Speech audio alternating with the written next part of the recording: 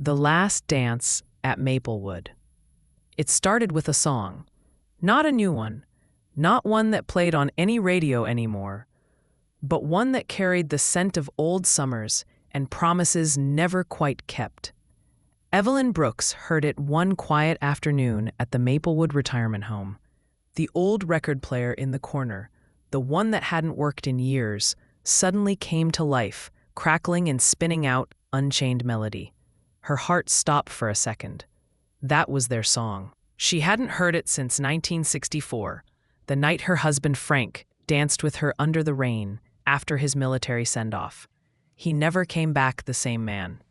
Decades passed, the world changed, and yet somehow, Evelyn never stopped saving that memory, like a photograph she couldn't put away. She sat in her wheelchair, eyes glistening, lost somewhere between the crackling of the vinyl and the ghosts of her youth. Across the room, another resident, Walter Jenkins, lifted his head. He was a quiet man, the type who always wore suspenders and read the paper as if the world still made sense. He watched her for a moment, then got up, his joints protesting, and walked over. "Mind if I cut in?" he asked softly, extending his trembling hand. Evelyn blinked, caught between embarrassment and surprise. "You still remember how?"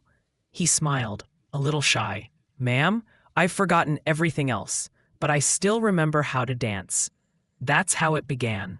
The two of them, swaying awkwardly in the common room, surrounded by silence and the soft hum of life support machines down the hall. Some of the nurses stopped to watch. One recorded them on her phone. But for Evelyn and Walter, there was no one else in the room. From that day on, they started meeting every afternoon at 3 o'clock, always in the same corner, always for a dance. Waltz, foxtrot, slow shuffle, it didn't matter. Evelyn called it therapy. Walter called it living. In between dances, they talked about everything: her years as a nurse, his time as a carpenter, the children who rarely visited, the dreams they thought had expired with their youth. But dreams, it turns out, don't die. They just wait for someone brave enough to remember them. Then came the day Walter didn't show up. Evelyn waited by the window, dressed in her lilac sweater and pearl earrings, her dancing outfit, she called it. The clock ticked past 3, then 4. When the nurse finally came to her room, Evelyn didn't need to ask. She knew. Walter had suffered a stroke that morning. He was in the hospital, unconscious. For a week, Evelyn visited him every day. She sat beside his bed, holding his hand, humming softly. One day, she whispered, "You owe me one last dance, Walt. You promised." He didn't move, but she swore she felt his fingers squeeze hers, just barely. A few days later, he was gone. The next evening, the staff found Evelyn dressed in her lilac sweater again, sitting by the record player. The same old song was playing. Her eyes were closed, her lips curved in the faintest smile. She was gone too. But the strange thing was, the record had stopped spinning long before they found her.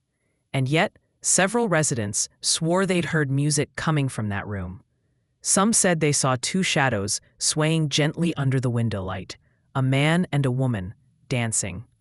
Now, years later, the staff at Maplewood still talk about The Last Dance. Every year on the anniversary of their passing, they play Unchained Melody. The residents gather in the common room, couples holding hands, friends smiling through tears.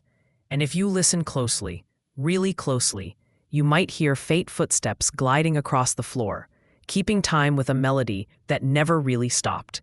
Because sometimes love doesn't fade. Sometimes it just keeps dancing.